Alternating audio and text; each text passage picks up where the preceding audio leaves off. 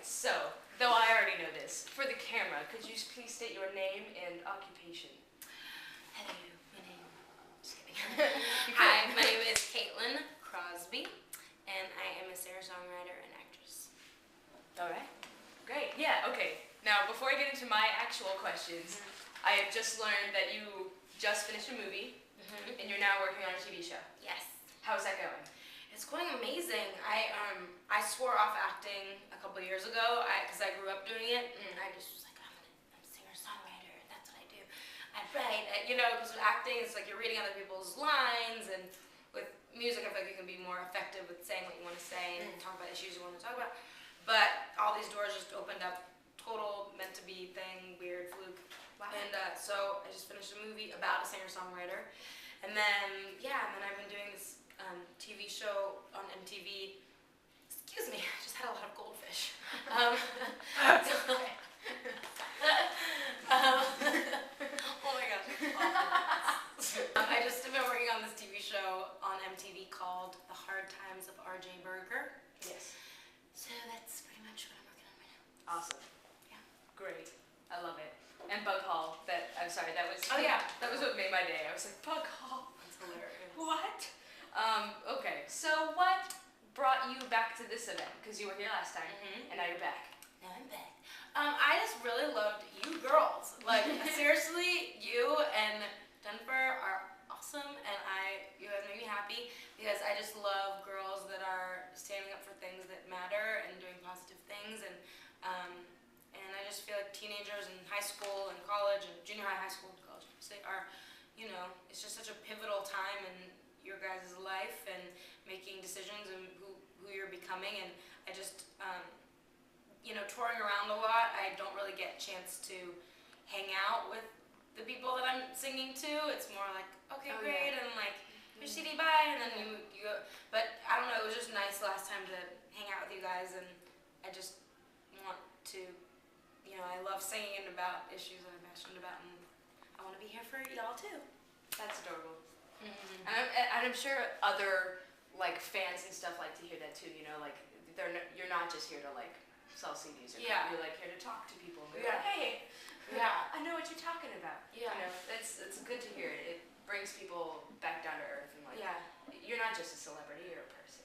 It's cool to know. I mean, I won't even get money from CD sales. It goes to my record label anyway, so it really, I could care less about that. It's really, I genuinely care about what I'm talking about, singing about. So that's great. I love it. And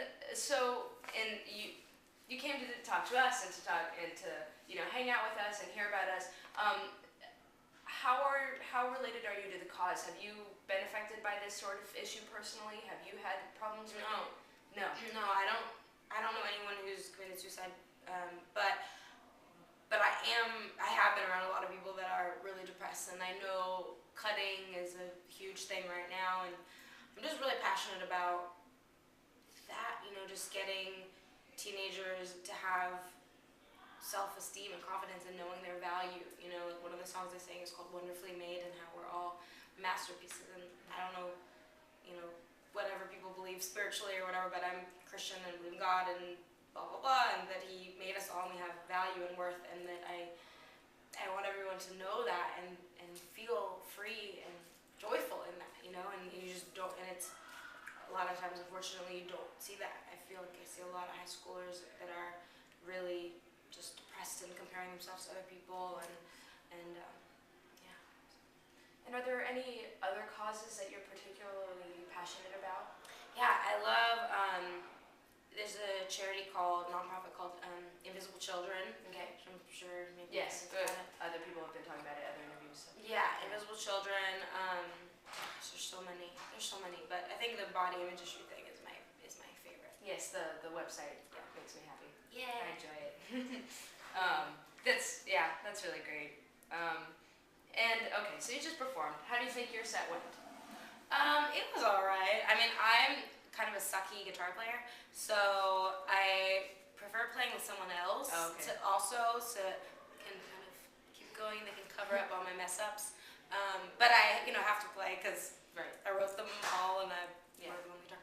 So it was good. It was fine. I think I honestly have played some of these songs so many times that I am singing them in like a weird way now somehow. Cause I don't know, so I don't think it's necessarily that good, but it's not that big of a deal even if it sucks. I'm just like, whatever.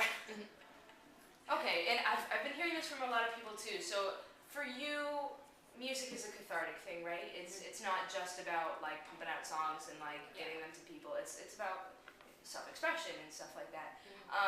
So do you feel that way?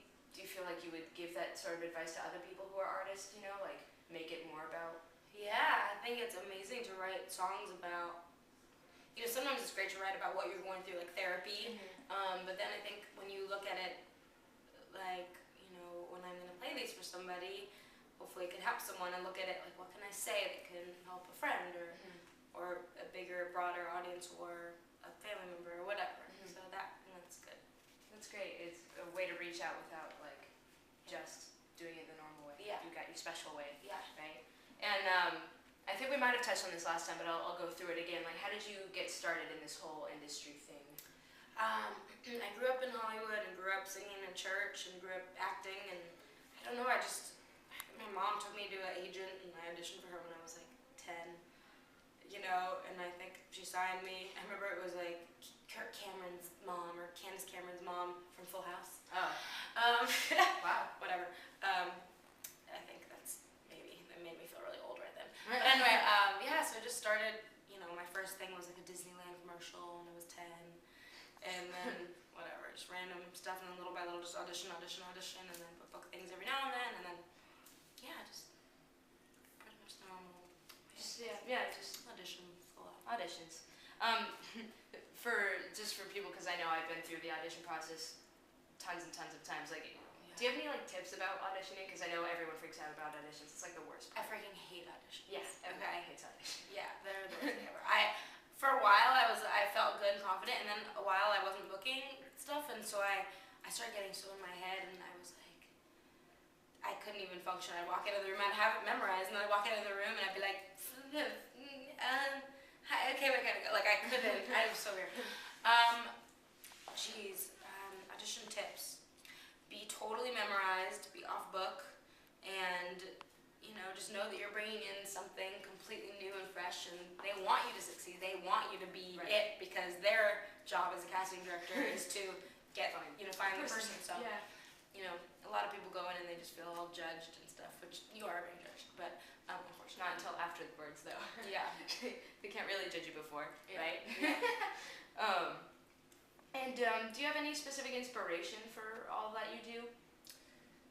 What inspires me? I think a lot of my girlfriends, a lot of my friends that are involved with, their charities and are social workers and this and that, and, they keep me in check not they don't keep me in check, but they inspire me because they're really good-hearted people, and I keep good-hearted girls around me that we kind of share in similar passions, so that's like the norm for me, so I think that inspires me to keep writing about the issues that we're talking about. Okay, that's great. It's good to keep a good group of people, like with that same positive moral upbringing, I guess. Yeah, just for your own sanity, right? And who do you look up to music industry-wise? I love Pink. I think Pink's awesome because she, says what she thinks, and whether I agree with it or not, I don't know, it doesn't matter. It's just awesome that she's saying what she believes in and thinks and her opinions about stuff. I love her. Awesome. And that she's had a long career. Yeah, very true. And you're in the music industry. Is there anything you plan on changing about it, like with your presence? No, the music industry is really in a tough spot right now. I don't know, there's nothing I can do to change it. No, just writing songs and write it and do it. Yeah. All right. And what are your plans, like aspirations for the next couple of years? Like, do you have any goals? Yeah, I mean, honestly, I feel like it's been such a blessing getting working on the RJ Berger show because I think I'm gonna be able to sing in it, and the character's gonna have her own band at some point. So I think my goal was always to do both, acting and singing kind of at the same time, and kind of been able to do that. So I guess just to keep doing that. Great. Yeah.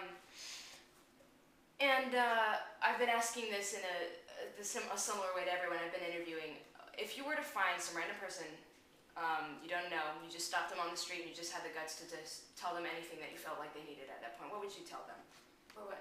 Like anything? Anything, like just you saw someone and you're like, I need to tell this person something. Like what would that something be? I mean, I'm embarrassed to say this. So it sounds cheesy, but it's okay. I would just say God loves you and He understands everything you've gone through more than anyone else, so He loves you. Don't worry about it. That works, you know? And I don't know, maybe this might get a little too touchy for what this is going for, but I just want to know, like, how do you... We can, like, go get yogurt after this. I mean, right? This needs to be on the internet. We could go to chop. I don't know, I feel like if that person wasn't a Christian or, like, whatever, and they don't believe in God, like, how do you deal with that? Or do you? Yeah, I mean, I've talked to so many people that aren't, we don't have the same faith, but I think most of the time, every time I have said something like that to somebody, it really means a lot to them because I think everyone needs to feel that, you know, and even if they don't believe in it, I think they deep down kind of do. Deep down. That's great. Yeah. Are there any closing words about the concert, about anything tonight? No, just thank you all for having me, and you guys rock and keep doing what you're doing. Keep thinking of new ways to help people and bring up issues and topics and raise awareness and money to actually tangibly help people and things and companies or whatever. So great. Awesome. All right. Well, thank you. And I am Caitlin Crosby, and I support Generation Home.